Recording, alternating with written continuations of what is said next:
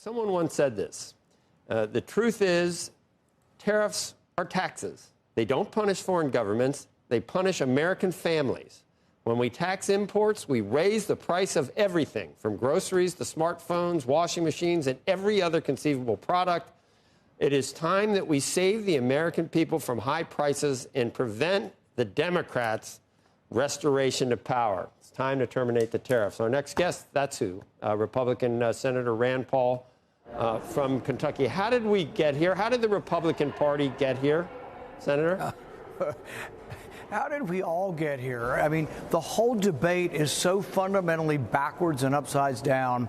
It's based on a fallacy.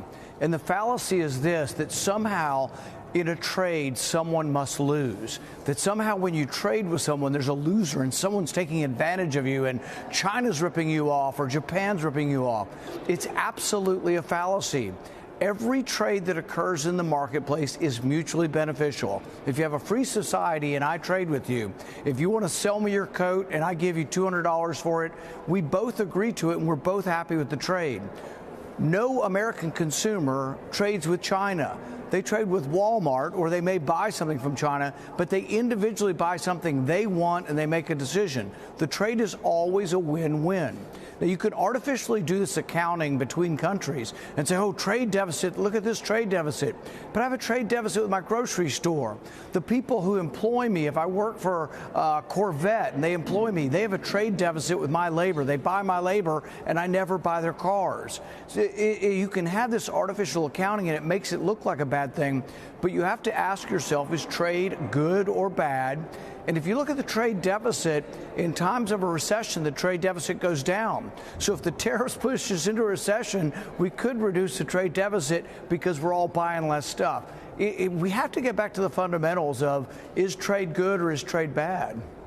Senator, you are maybe getting some support and some praise from Democrats, but the support and praise from Republicans, you're saying that you're getting it, but these are individuals that you don't even want to be on the record for saying that. Is that fair to say?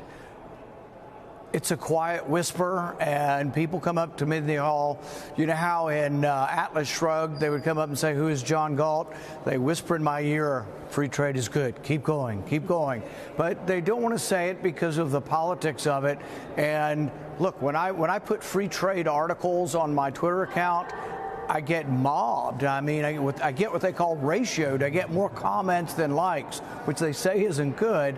But we have to have this debate, and people have to understand that trade is between individuals, not countries, and it's a false accounting. So I'm committed to this. I'll keep talking about it.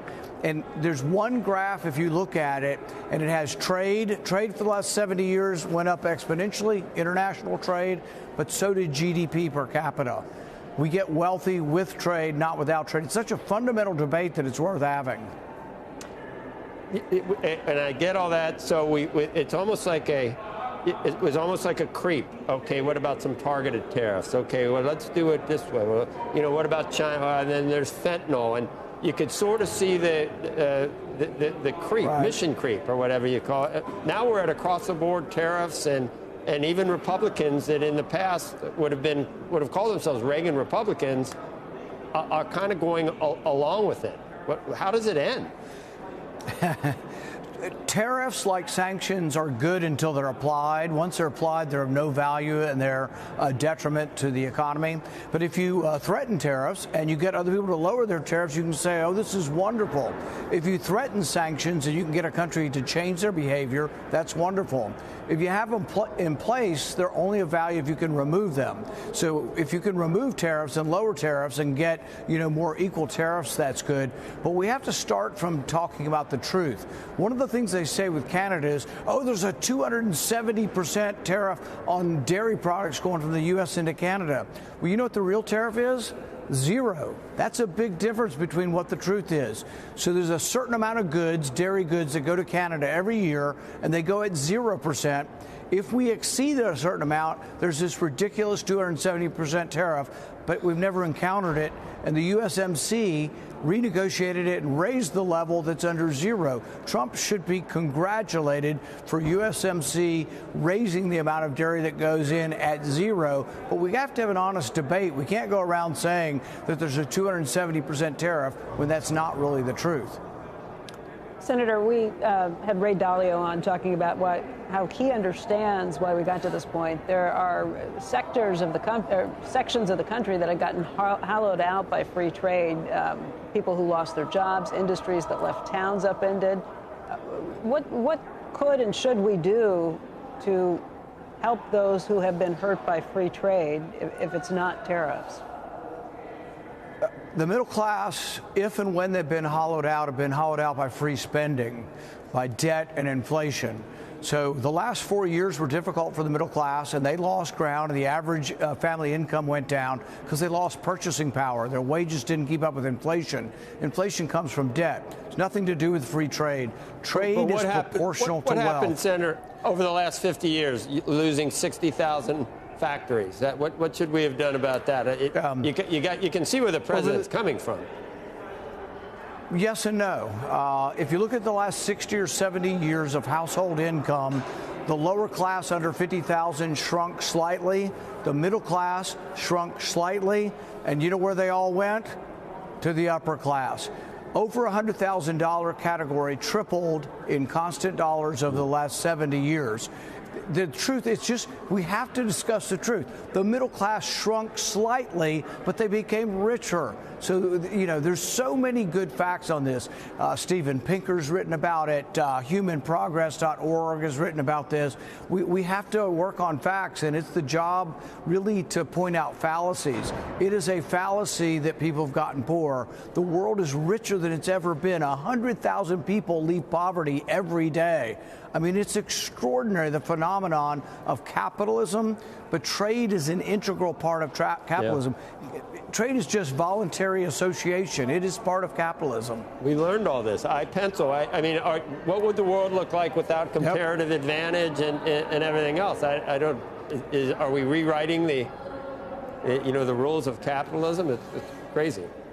Well, that's why we can't give up on this. This isn't me versus Donald Trump. I like Donald Trump. I've supported most of his cabinet. I'm a chairman of a committee. I've pushed his people through. Will continue to do so. I want to cut spending. I want to balance the budget. I support so many things, but I can't support a fallacy that is going to make us lose our wealth. I have a retirement account too. I want my retirement account to stay there, and I think tariffs is going to decimate it. Okay, so Senator, I got maybe a difficult question. If you were to advise the leaders of foreign countries that now have to negotiate with the president, what would you tell them to do? Would you tell them to ratchet things up? Because ultimately you think these tariffs are a bad thing, and maybe that would force the president to stand down? Do you think the president looks at the market and says that he has less leverage, more leverage? How would you think about it in that context? And then separately, I'll ask you later what you think the CEO community that's thinking about where they're supposed to invest and what they're supposed to do in this moment are supposed to do. Right. You know, I'm fundamentally an American. It's hard for me to take the side of another country, but like a CFO has to do that. So if you're a CFO or a Treasury secretary of a country, you have to do it. When you argue for a trade war is based on emotions, not facts. So the trade war won't make them richer. The trade war will say, damn it, we're going to get even. We'll get even with those SOBs, but it doesn't make the foreign country richer either. The smartest thing actually would just be to keep your tariffs low and let the U.S. founder in their problems. But the thing is, that's not what typically happens. Emotions take over, and right now it's ratcheting up. But I can tell you this, if people care about the freedom of those people in Taiwan, they shouldn't want to cut off all trade with China. Okay. At the moment there is no trade with China, that is the moment that Taiwan will be taken by force. Senator, the main thing that keeps Taiwan as free is trade.